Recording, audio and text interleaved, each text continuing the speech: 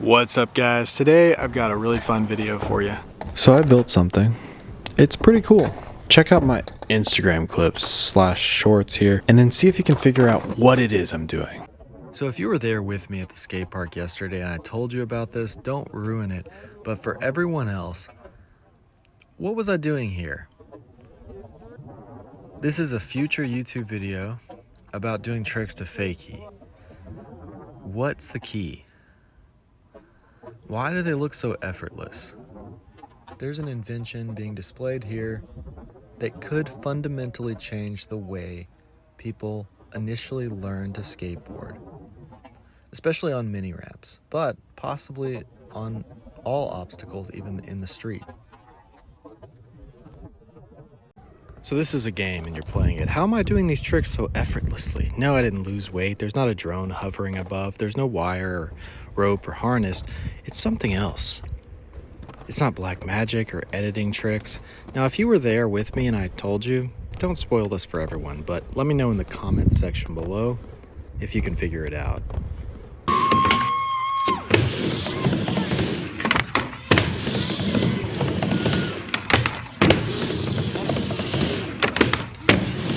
Everywhere we go. What's up, bro?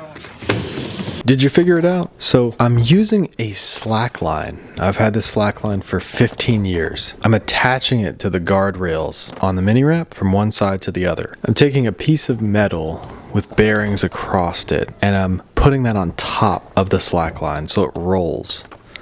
Then I'm attaching that to some weightlifting equipment, like a metal bar or a little handle to hold on to. So you can hold this with one hand or you can hold it with two. The two hands on the big metal bar is more secure, but the metal bar can hit you in the head. It's very dangerous. Everything about this is dangerous. You need a lot of upper body strength because if you're doing a blunt to fakie on a big ramp, you hang up or you fall, you're gonna have to be able to catch yourself. And that's not just your weight, that's your weight plus that kinetic energy. So you're heavier when you're falling. It's more force than just your weight. So if you can't do a pull-up, you might not want to try this. If you're a rock climber or a weightlifter with a small, light body and big arms, you'd be really good with this. So I'm actually going to do this again with my friend Zach because he's a rock climber. He's probably going to be good on it. And I'm going to take it to the street. I want to put it between two different telephone poles and skate a handrail, like on a zip line. It's not a zip line. So it's not a wire like a zip line. It's not a rope. It's a slack line. They're designed for people to walk on them and do tricks. You've probably seen them in videos. Hippies use them in the woods. So I don't know if you know this, but I used to be a hippie. That's why I had a slack line. I only wore organic cotton and hemp. I was a vegan. Like everything about me was hippie-like back then. I listened to hippie music. So yeah, I used to be able to slack line when I was 140 pounds and a hippie. But now that I'm 230 something pounds and a normal human being, I can't slack line anymore. But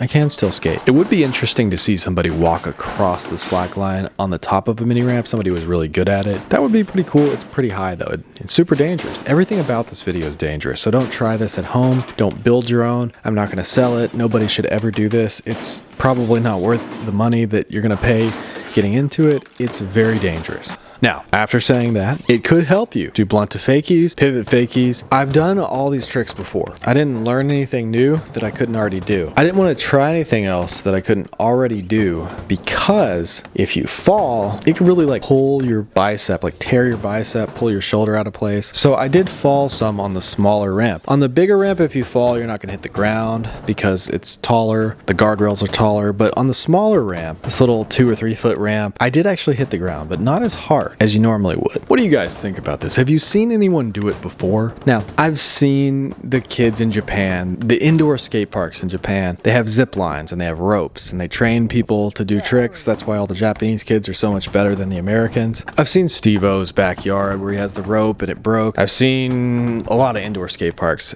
use stuff like this. I used a zip line to skate with a long time ago. I made a video. I never ended up editing it. I lost all the footage. I don't know what happened to that video. This would probably be fun with snowboard bindings on your skateboard, like the freeboard bindings with this. I haven't tried that, but that would probably be a good combination because you could do airs and stuff. Maybe I'll use a bike tire or snowboard binding the next time in the next video. I definitely want to try this down a rail, whether it's a skate park rail or street rail, but I might have to buy a longer slack line. My slack line's like 60 feet, but I really need a 100-foot or 200-foot slack line for some of these spots. So the slack line has some slack. It's a little bit bouncy. It's not as stable as like a playground equipment. What's that thing called? A track ride? The track ride would be the most stable. That's just this solid piece of metal that this wheel rolls back and forth and you hold onto a handle. That would be really good. A zip line is pretty stable. It's a wire, but a slack line is going to be a little bouncier than a zip line. But slack lines are strong. I'm 230 something pounds and there's no chance of me breaking a slack line. This is a Gibbon slack line. It's the kind you bounce on and do tricks. It's not like a slack line you put on the top of your car to hold a surfboard. It's not like a cheap one from, you know, Hobby Lobby or something. This is a slack line that's meant for bouncing and tricks. So the first day I used it, it was pouring rain, so I did it under this little gazebo and it just wasn't tall enough. You need a really tall space. So some garages or basements are just not tall enough. You need like an outdoor space, but this could work on any prefab mini ramp if it has that guardrail in the back. You could build something that could be portable to attach this to, but it's going to have to be extremely strong. Like the guardrails at the skate park are barely strong enough. You could break your skate park with this. It's also not good for turning around. Now I have some rock climbing equipment that can make it spin and stuff, but it's not good for that. It's really hard. So it's really for blunt to fakies, pivot fakies, is stuff to fakie. It would definitely really help for dropping in a rock to fakies. Like if you are struggling with dropping in a rock to fakies, this might be your option. Just be very careful. And I actually suggest you don't do it because I have to technically do that legally, I think. So just the idea of holding on to something helps you do stuff to fakie. It helps you learn tricks really quick and really easily. Even if I'm just holding on barely with 2 fingers and it's not even going to save me if I fall. Just holding on to it allows my brain to relax and do the trick effortlessly. This has been a crazy day. So there was this little girl over here reading the ramp. She was like, I don't even know what these words mean. I've never even heard of these words. I was like, please don't read the ramp. Those are bad words. Not good words for you to read. Please do not read them. So there was this other kid here. He was calling all the phone numbers that were written on the ramp. These phone numbers belong to adults. Who's writing their parents' numbers on the ramp? Who are these people that ride on the ramp? So yeah, I hope you guys enjoyed this video. If you like this kind of content, scroll through my channel, check out my other videos, and hit that subscribe button because I got a lot more videos to come. Thanks for watching.